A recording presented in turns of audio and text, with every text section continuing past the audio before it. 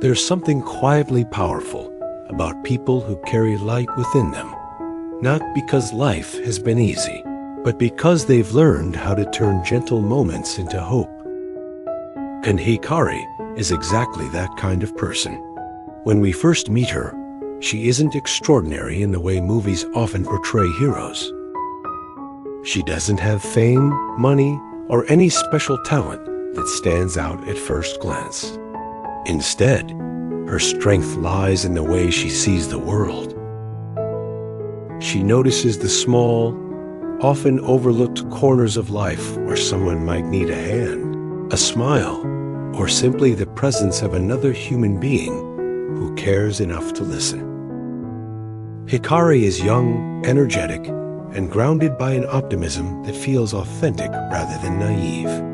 Her life isn't perfect. She deals with the same everyday challenges that most people face, but what makes her special is her gratitude. In her view, kindness isn't a dramatic gesture. It's something gentle and consistent, like watering a plant a little every day until it grows. That belief leads her to volunteer whenever she can. Hikari hears about a man who has been living alone for many years in a small apartment on the outskirts of the city. People say he rarely leaves his home. They say he keeps to himself, not because he's unfriendly, but because somewhere along the way, life became a little too heavy and quiet for him. No one knows the full story. They only know he has lived in solitude for far longer than most people can imagine. For Hikari, that was enough. She doesn't need to know every detail of someone's past to offer a moment of connection. She only needs to know that a human being might feel alone. So one morning, she gathers a small bag of simple gifts, tea, fruit, and a handwritten note introducing herself, and heads to the man's apartment. She has no expectation, no plan to fix anything. She only wants to say hello.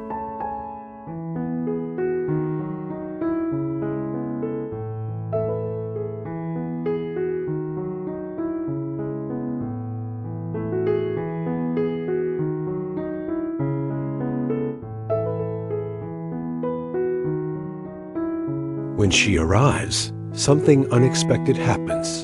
The man welcomes her with genuine warmth. His voice is gentle, but carries hints of long, quiet years. He invites her inside with a small smile, grateful, yet slightly shy.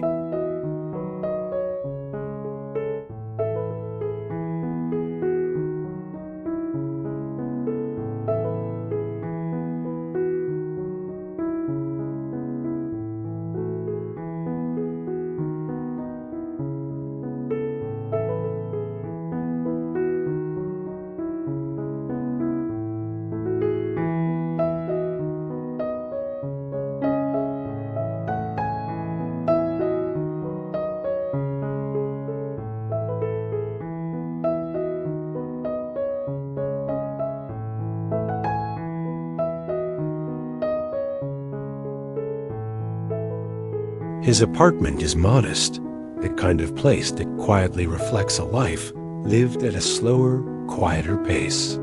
There is a sense of stillness in the room, not sadness, just a feeling that time has been passing quietly, without much movement. As they talk, Hikari listens more than she speaks, and this becomes one of the defining qualities that sets her apart. She doesn't approach people with assumptions or judgments. She approaches them with curiosity and respect. The man shares pieces of his life, not traumatic events, just the everyday challenges that gradually made him feel disconnected. He talks about how easy it is to let days blend together when you don't have anyone to talk to. He talks about routines that became habits and habits that became years. There is no bitterness in his voice, only a gentle honesty. And in that small, quiet apartment, something begins, not a dramatic turning point, but a human connection built on kindness, patience, and genuine care. That moment becomes the seed of a journey neither of them realizes will grow into something far greater. Their conversations, once polite and tentative, start to gain a natural rhythm. The man whose voice once carried long years of isolation now speaks with more ease, as if rediscovering the simple comfort of being heard. Hikari doesn't push him to open up. She simply shows up with the same warmth each time, giving their connection room to grow at its own pace. And in that gentleness, the early sparks of change begin to appear. During a quiet moment over tea, the man hesitates before admitting something that stays with Hikari. He confesses that he often feels overwhelmed by the stillness of his apartment, that the lack of structure in his daily routine has made it difficult for him to stay motivated. It's a vulnerable thing to say, not dramatic or tragic, just deeply human. And Hikari listens with the same calm presence she always brings, knowing that sometimes the greatest relief comes simply from speaking the truth aloud. After a thoughtful pause, she offers a gentle suggestion. Not a solution, not a grand plan, just an idea. She says that perhaps refreshing his living space could help him feel a bit lighter. A tidy, intentional environment, she explains, can sometimes make the mind feel clearer. It's the kind of advice she gives naturally, rooted in her belief that small steps can slowly shift a person's entire direction. To her surprise, the man doesn't resist. He nods slowly, not out of obligation, but out of genuine consideration. Maybe it could help, he murmurs, almost as if giving himself permission to hope for something different. Hikari recognizes that moment tiny but powerful. It isn't about cleaning or organizing. It's about choosing to participate in life again, even in the smallest way. And so, together, they begin. There is nothing dramatic about the process. They move at a steady, comfortable pace, sharing simple tasks and easy conversation. Hikari encourages him to decide what stays, what goes, and how he wants his space to feel. She doesn't take over or impose her ideas. She supports him as he rediscovers his own preferences, his own sense of what brings comfort. The apartment gradually shifts from a place of quiet stagnation into a space with warmth, light, and intention. The man starts noticing small details he had long overlooked, the way sunlight falls across the table in the morning, the subtle scent of the tea they brew each afternoon, the feeling of clarity that comes from a space that finally reflects who he wants to become. But the most meaningful change happens in the man himself. As they work side by side, he begins to talk more openly about the years he spent slowly withdrawing from the world. He describes how isolation doesn't always arrive suddenly. Sometimes it settles in quietly, almost unnoticed, until one day you realize the world feels far away. He explains how he had gotten used to speaking less, moving less, and thinking that his presence didn't matter. Not out of sadness, but out of habit. Hikari never interrupts. She listens with genuine respect, letting him shape his own story. And with each step they take, each book organized, each drawer sorted, he begins to understand something important. He didn't stop living because he lacked ability. He stopped because he forgot he was allowed to take up space. That realization, gentle as it is, becomes the emotional heartbeat of their time together. Hikari is not just helping him restore his apartment. She's reminding him of his value, not through lectures, but through consistent presence and small acts of support that communicate, you matter, you are capable, and your life can change in ways that feel doable. The excitement comes not from action-packed events, but from watching a person rediscover momentum, from seeing a closed door slowly open, from witnessing someone remember that improvement doesn't require perfection, only willingness. By the time they finish reorganizing the space that day, the man stands a little taller. His eyes hold a brightness that wasn't there before, subtle but unmistakable. And for the first time in a long while, he looks around his home with a sense of possibility instead of resignation. As the days turn into weeks, the connection between Hikari and the man deepens, not in a dramatic, movie-like way, but in the quiet, steady manner that real growth often takes.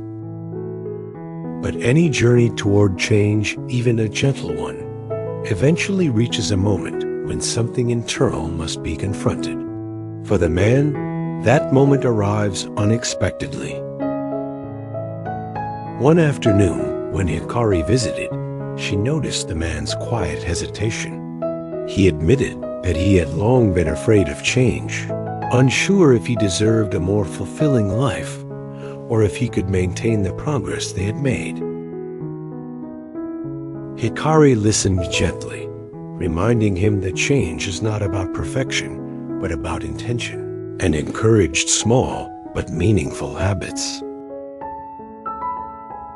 When an old item stirred up emotions from the past, his insecurities returned, but Hikari stayed by his side, creating space rather than pressuring.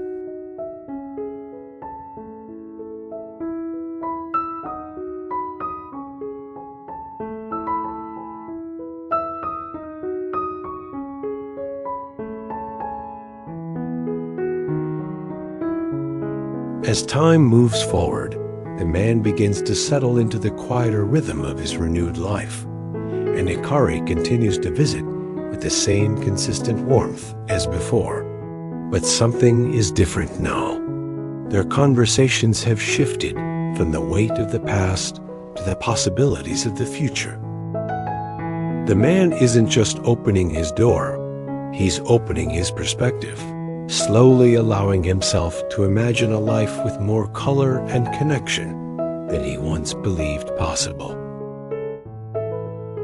For years, he had avoided the window, not out of fear, but because the outside world felt too distant, almost like a story he no longer belonged to. But today, he observes it with a kind of thoughtful curiosity. When he turns to greet her, she notices something subtle yet unmistakable, a calm confidence beginning to take root. Not bold, not loud, just a quiet assurance that wasn't there before. Growth, she believes, isn't measured by the size of the step, but by the willingness to take it. He explains that during his quiet moments, he began to see something he had never fully realized before. Isolation had made him feel invisible, but invisibility was never his reality, only his perception. People hadn't abandoned him. He had gradually stepped away, not knowing how to return, and understanding that distinction lifts a weight he didn't know he was carrying. She tells him that life isn't about avoiding hardship, nor is it about pretending everything is fine. It's about learning to respond to challenges with compassion for others and for oneself. She reminds him that it's okay to move slowly, to pause, to feel uncertain. What matters is keeping the door open, even a little, so that growth has space to enter. The man listens quietly. He admits that he used to judge himself harshly for withdrawing from the world, believing that he had failed some invisible test of resilience. But through their conversations, he has come to see his journey differently. Instead of seeing himself as someone who gave up, he now sees himself as someone who simply needed time and needed someone willing to understand him without asking for anything in return. That realization becomes his turning point. With Hikari's gentle support, he joins a local social group hesitant, yet willing to try. Each visit becomes a little easier, a little brighter. Hikari never takes credit. She simply walks beside him. And he realizes kindness transforms both giver and receiver, creating quiet, lasting change. Hikari's gentle presence helped the man rediscover confidence, connection, and a renewed sense of purpose. And through his growth, she saw how meaningful even the smallest acts of compassion can be. Their journey shows that when we choose understanding over judgment, we give others and ourselves the chance to grow brighter.